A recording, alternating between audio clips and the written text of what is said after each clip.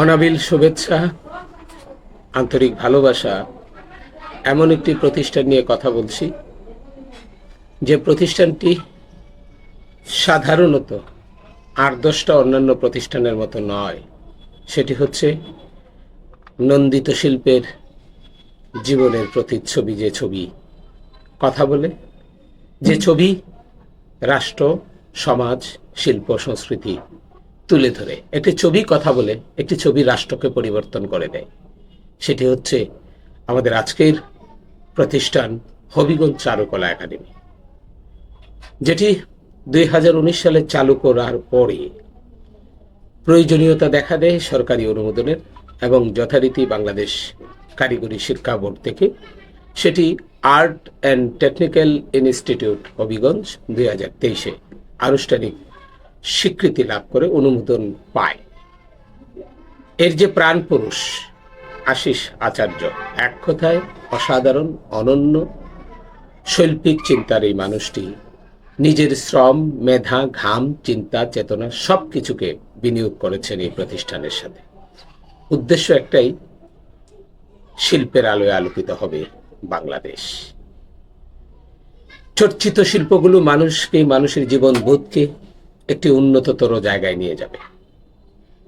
যে কারণে তিনি আঞ্চলিকতাকে প্রাধান্য দিয়েছেন, অঞ্চলে চলে এসেছেন। চাইলেই তিনি আজকে বিশ্বের উন্নত দেশে সেখানে গিয়ে তার জীবন এবং তার শিল্পের চর্চাকে আরো শানিত করতে পারতেন, কিন্তু সেটা না করে নিজের এলাকা, নিজের অঞ্চল, নিজের একেবারেই প্রান্তিক পর্যায়ের মানুষের শিল্পবোধটাকে দায়বদ্ধতা থেকে মানুষের কাছে পৌঁছে দেওয়ার জন্য নিরন্তর চেষ্টা করে যাচ্ছে। কত চড়াই, কত উতরাই, কত অর্থনৈতিক কষ্ট, দীনতা, দৈন্যতা, যেভাবেই বলি না কেন, সব কিছুকে উপেক্ষা করে তিনি জয়ী। অত্যন্ত আনন্দের সংবাদ, রবীন্দ্র ভারতীর ভাইস চ্যান্সেলর কর্তৃক স্বাক্ষরিত সার্টিফিকেট কিছুক্ষণ আগে আমি আমার হাত দিয়ে দিয়েছি। একটি আন্তর্জাতিক পুরস্কার, সেখানে অংশগ্রহণ করে আমাদের এই হবিগঞ্জের চারুকলা ইনস্টিটিউট।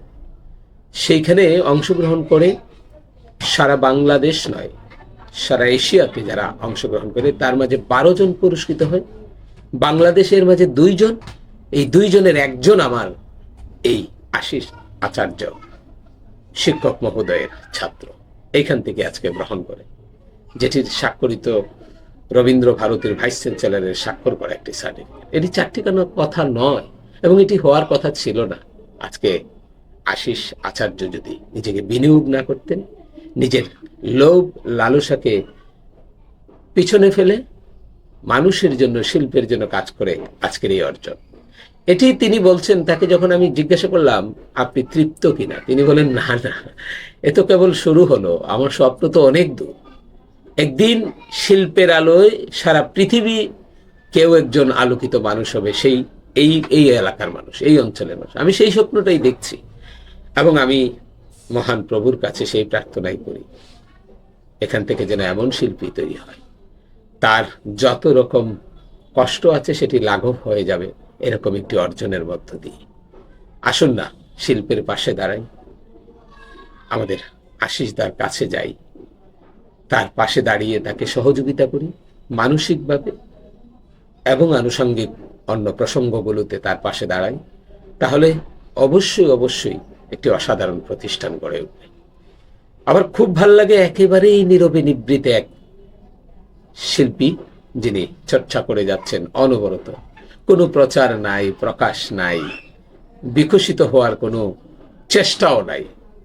কখন যে কি হয় বলাও যায় না। আজকে হঠাৎ করে আমার ফোন এবং আমি আসা এবং আমি অভিভূত। এখানেই তার একটা স্টুডিওর মতো করে একটা রুম আছে, যেখানে আমার একটি চলচ্চিত্র প্রদর্শিত হয়েছিল প্রায় বিগত বছর ২-১ আগে। এমন একটা মানুষ, এমন একটি জায়গা, এমনভাবে শিল্পের জায়গা তৈরি করে রেখেছেন। ভালো থাকুক শিল্পকলা, চর্চিত হোক শিল্পের আলোয় আমাদের এই বাংলাদেশ, শিল্পের মানুষগুলো আরো আলোকিত হোক, এমন প্রত্যাশায় আজকের মতো এখানে শেষ করছি। জয় মানুষের, জয় শিল্পের।